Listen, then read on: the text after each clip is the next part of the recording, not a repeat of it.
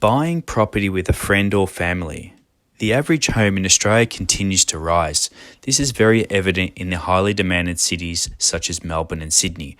Unfortunately, the capital growth in real estate has often exceeded the increase in the rate of our annual income, therefore making affordability harder than it's ever been before, resulting in many Australians now considering other alternatives on how they could buy a property.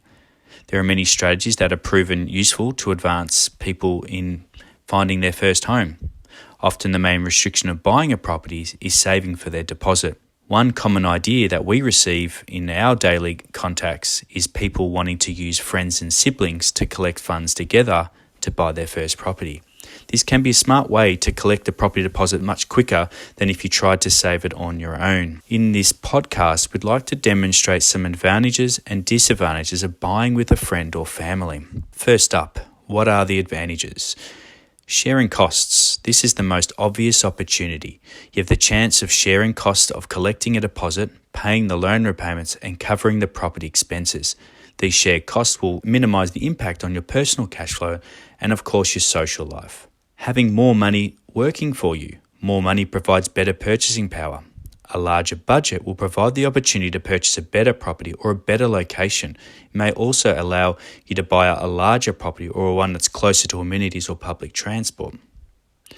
Decision sharing. Having two heads is sometimes better than one. Many people get very nervous when buying property. Given the commitment of buying, it's with good reason. Having two people review the property market makes the decisions a little easier. Sharing that responsibility helps provide better peace of mind and manages your emotional attachment with more of a realistic perspective. So what are the disadvantages? Decision sharing can also be a disadvantage. This is an interesting point. Sharing responsibility can help make better decisions, as we mentioned earlier, but it can also have a complete opposite effect. Sharing decisions can become time-consuming and create more problems. Change of lifestyle. At the point of buying a property, you may be in a similar life stage with that other friend or family. You may have little commitment or no responsibility. However, over time, owning a property with a friend or sibling may become a problem if they phase into different life stages. What if one has a family and needs the excess cash from the gained equity to fund their children's expenses? What if they need to sell it to improve their borrowing capacity to buy a home with their new spouse or partner? Short term, this may not be an issue, but it can become an overwhelming problem in the long term. Age difference. Life stages can change at any stage. However, if you plan to buy a property jointly with someone who's potentially 15 years older, what if the older person enters retirement and wants to sell it before you want to sell it? This potential issue can cause a premature sale for a younger owner. Now, there are a number of ownership types. There are various ways you can own property, and there are various different strategies that can cater a purchase. There are many factors to consider before buying with a friend and family. We strongly recommend seeking advice from a mortgage broker and an accountant. The ownership of the property and the mortgage type can play an important factor for the long term. Joint tenancy and tenants in common are the most common classifications of ownership of a property. Both arrangements give each party ownership rights and share of the property. However, the estate planning implications can be quite different. Joint tenancy ownership is where the title of the property holds an individual interest. An example of a joint tenancy is the ownership of a house by a married couple. In this situation, joint tenancy comes with a right of survivorship. What this means is if there's two people and one person passes away, the surviving joint owner would take direct ownership of the asset and also the loan if it was funded to purchase.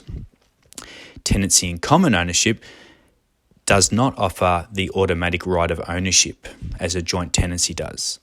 They are co-owners of the property. So in this situation, if one of the owners passes away, the other half doesn't automatically go to the other one. They actually can have an estate plan or a will set and actually then allocate that ownership to somebody else, being if they had a child or something like that. There are advantages and disadvantages to each type of ownership, so we strongly encourage you to discuss this with your lawyer before purchasing a property. Please ensure you ascertain what is most appropriate for your own individual circumstances. You could also establish a written agreement. So another helpful tip when buying with a family or friend member is to put your agreement in writing. This might seem a little conservative, but this will ensure transparency in the future. It's quite common to forget your agreement over time. Buying it with a simple structure may present an easier exit strategy in the future. It would be wise to have an independent professional assist in documenting this. Some questions that are important are: what percentage of the property does each person have? How will the ownership be structured, being tenants in common or joint ownership? How much are you going to borrow? How will the property deposit be paid? Is it cash? Is it from equity of another home? How are the property expenses split? Are they even? Who will live in the property, or who will be leasing it? Is there a contingency plan if someone's unable to pay the costs? Do you have a contingency plan if someone passes away? Do you have an exit strategy if someone wants to sell? Do you have a time frame where you want to agree to sell? So look, in summary, signing and witnessing a legal agreement may feel over the top. However, it will protect all parties concerned if something goes wrong. There are many benefits and risks associated with this strategy. Many of the risks can be reduced with careful management. When buying with a friend or sibling, set up a plan in advance and enjoy the benefits of owning a property. If you'd like to learn more about this, or you'd like some assistance in searching for a property, we do specialise in sourcing brand new and off-the-plan properties. So if you'd like to touch base with us, feel free to contact us at info@crestproperty.net.au or explore our services on our website at www.crestproperty.net.au. Thanks for listening.